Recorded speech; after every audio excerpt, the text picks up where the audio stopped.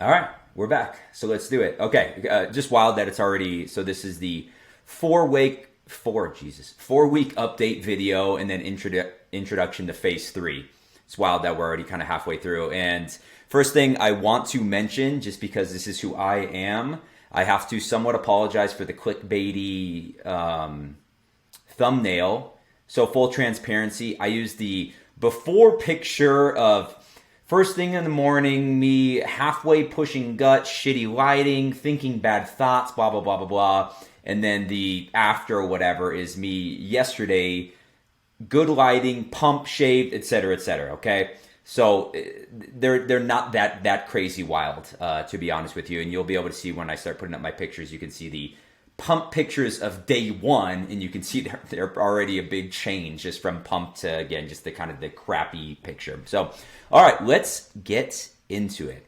All right, so let's first kind of break down how these first 2 weeks went. And honestly, overall, I'd say pretty damn good. I'm going to put up a bunch of different kind of progress pictures and things like that so you can see average weights. So my starting weight, again, 183 pounds. Here's going to be some of the before pictures, and I put the little captions on there. So we have just first thing in the morning, relaxed, and then we have kind of flexed, and then we have pump flexed. All right, so you can kind of see the comparison there. And that starting weight was 183 pounds. And then I'm going to fast forward or flash to the 2-week progress. So the last video, same exact thing. And what I did just to keep things simple is I just averaged out my weight for essentially those 2 weeks. So my average weight, because actually this last phase, and I know I'm jumping around, this last phase, I didn't actually hit too many new low weighing, but my average weight was actually significantly lower. So average weight for the days 1 through 14 was 180.3 pounds. And then for this last phase, these last 2 weeks, average weight was 178.6 pounds. But there was actually only one new low weigh-in. So I actually hit a 178, I think the last day of my 2-week check-in, or like 1 to 2 week. And then I was basically 178 through the whole thing, and then hit a new low weigh-in my final day, so yesterday. So anyway, so I just want to put it out there. Again, you need to look at trends. Spikes don't really matter. I really highly recommend taking the average weight for the week and comparing it to the next, or however you want to do it, okay? All right, so overall, I'd say I'd give myself a good solid B for this one. Workouts and activity, I would give that a strong A. I was able to get in all of my resistance training days for each week, which was 5 a week, so I got in 10 in total in this last phase. Cycling, and I'm going to put up my Garmin stuff, so first week of this phase, I got about an hour and 45 minutes of cycling through the week.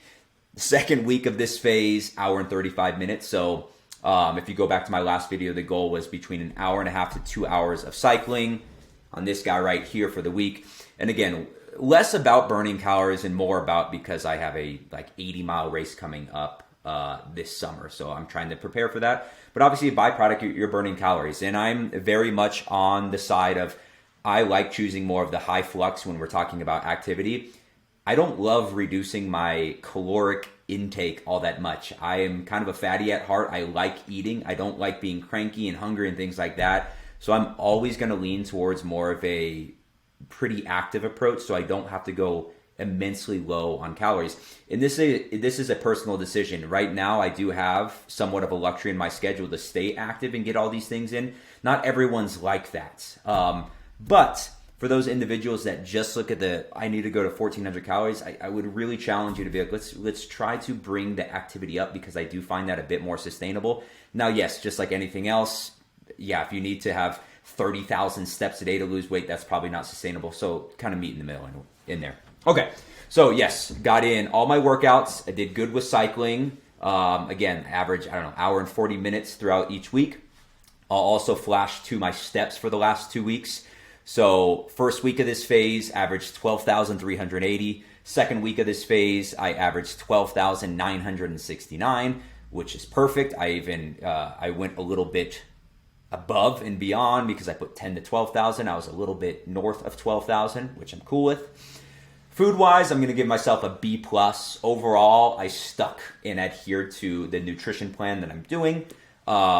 There's probably a little bit of extra snacking here and there, but overall not too bad at all. Now, what knocked my grade down is drinking, okay? So this one I didn't do super duper well, and I'm just being honest and transparent. I did have an anniversary dinner. I think I ended up having like 4-ish drinks over the span of a couple hours, somewhere in that range. And then actually this past Saturday, we hung out with friends, and I had 3 that night. So that was an average of 7 drinks through that 2-week span, which I don't know. Some people might think that's a lot. Some people might think that's a little bit. Either way, I want to work on that for the next phase, because I mean, it's insane. Even if those were just straight shots, that's like 700 to 900 calories of just shots, but they were not shots. So that's probably a good 2,000 plus calories just in drinking. So yeah, we're going to work on that. So now let's get into phase 3, strategies in place to keep things moving, because my goal is to drop another 1.5 to 3 pounds or so, somewhere in that range. So let's go over the strategies. So number 1 is just keeping up with my overall adherence to my nutrition, workouts, and activity. Again, I did pretty dang good with that for this last phase. So I think if I just kind of keep doing that, I will still continue to drop, all right? Number 2, which should make a decent difference, is reducing the drinking. So again, I had 7 throughout that 2 weeks. The goal is to have as little as possible for these next 2 weeks.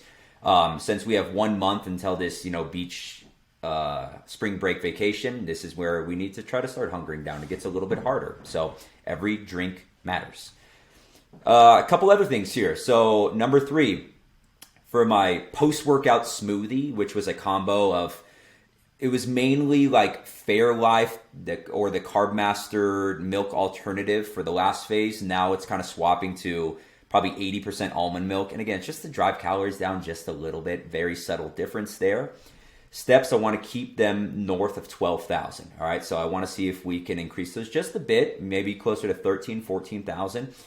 And I'm also going to be including 1 run a week. Now, the run will have my steps in there as well too. So, and the reason for the run is less, again, about the calories. I am using it for that, but I am a hybrid athlete. I know it's a buzz thing, but after the long ride this summer, I do want to prep again for a half marathon.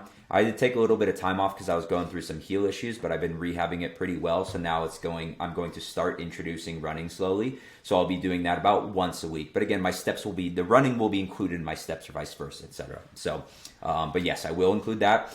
Cycling, similar. I get a little bit closer to 2 hours a week. So if I average an hour 39 minutes for these last 2 weeks, let's see if we can go to hour 45 plus. Just a small increment on that one. So again, activity is going to go up a bit.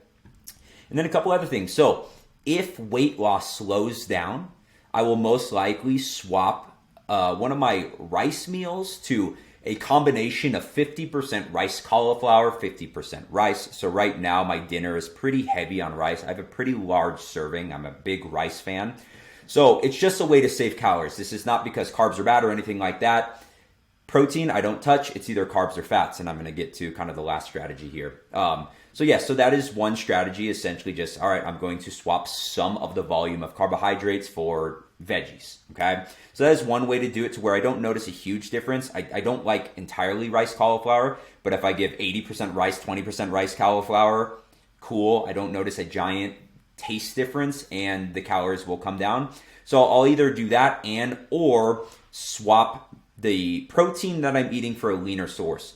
So right now I've been doing a lot of ground beef from Costco. It's their bulk one, which is 88% lean. So it's not bad, but obviously it gets up to 96% on ground beef. So if I notice weight loss slowing down, I will most likely swap to either a leaner ground beef, swap to a chicken or ground chicken, or turkey or ground turkey.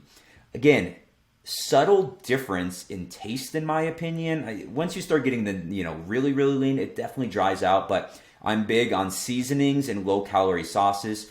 So for me, I'm okay with that swap to save calories. And this is where everyone is different. Some people are like, no, I hate going any leaner than 92%. It tastes disgusting. I personally don't care. And that's where it's like, it's your budget.